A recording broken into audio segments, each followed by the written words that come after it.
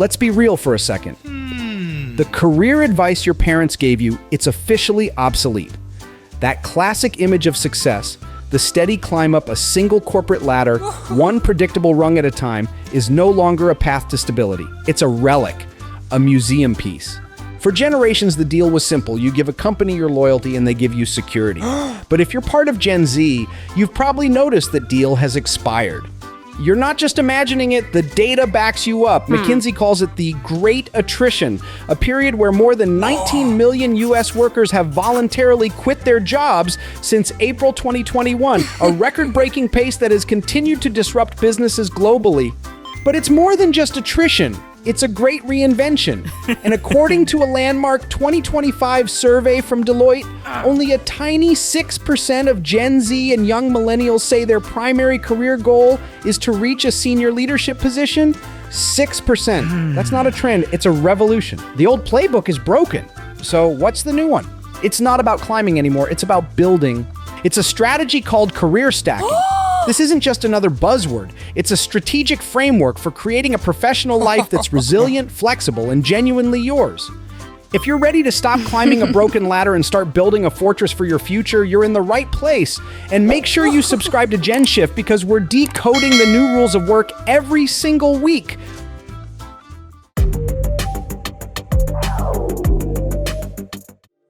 One, the corporate ladder is collapsing. Why the old rules don't apply. Why does the promise of a 40-year career with one company sound more like a threat than an opportunity? The collapse of the corporate ladder isn't because Gen Z is flaky or uncommitted. It's because the structure of work has changed and your generation is the first to build a career entirely within this new reality. First, the loyalty pact is dead. McKinsey found that nearly half the people who quit jobs without another lined up chose gig work, part-time roles, or launched their own thing. They didn't just switch employers, they switched systems. The root cause is a mismatch between what employees want, purpose, growth, flexibility, and what companies offer money and burnout. Thank you bonuses won't fix it. Second, technology is expiring skills faster than ever. By 2030, 39% of core job skills will be obsolete, mostly due to AI and automation. What got you hired today might be useless in 5 years. In this world, climbing one fixed ladder is a liability. You don't need a cruise ship, you need a kayak. And finally, Gen Z's mindset is different. You saw older millennials burn out. You watched your parents get laid off. You've learned the hard truth. Stability isn't given, it's built. That's why job hopping isn't indecision. It's a reskilling strategy. You leave toxic jobs faster, you prioritize balance, and you treat mental health as non-negotiable. 2.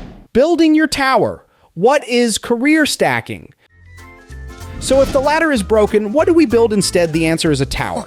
A strong, stable, adaptable structure that you design and you own. This is the essence of career stacking. Let's formally define it.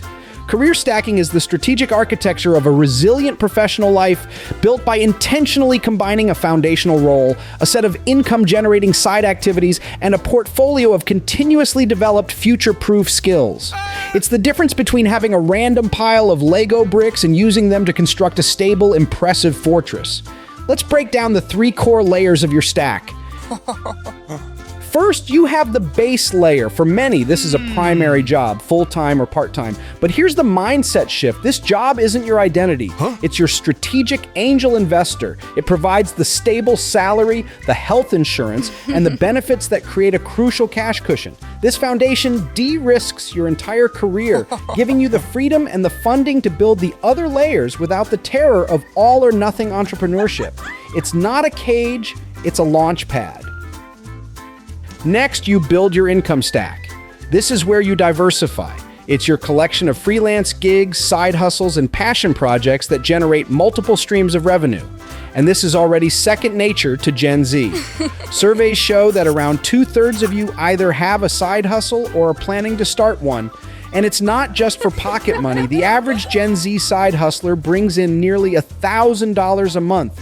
The motivation isn't just about paying bills, it's about pursuing a passion, gaining new skills, or testing a business idea with minimal risk. This layer is your financial safety net. If one income stream dries up, a client leaves, or you get laid off from your main gig, you're not facing a catastrophe. You have other sources to rely on. Finally, and most importantly, there's the skill stack. This is your insurance policy against irrelevance. Coined by Dilbert creator Scott Adams, skill stacking isn't about becoming the #1 expert in a single field. It's about combining different complementary skills to make yourself uniquely valuable.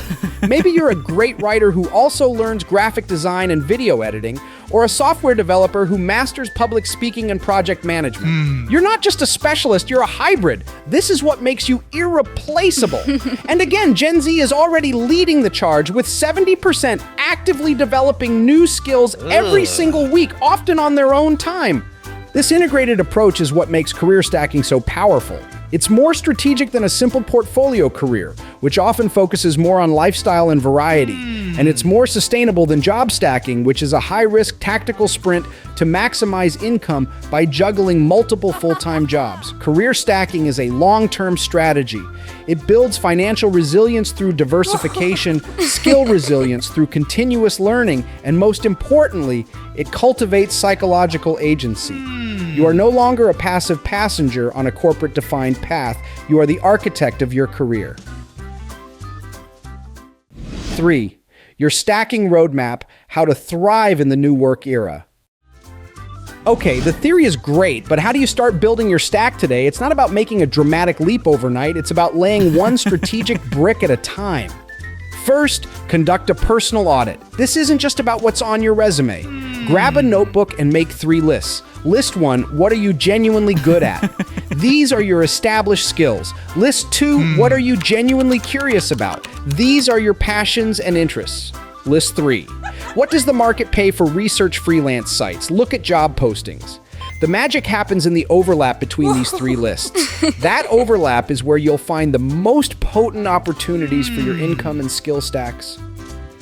Second, choose your foundation strategically.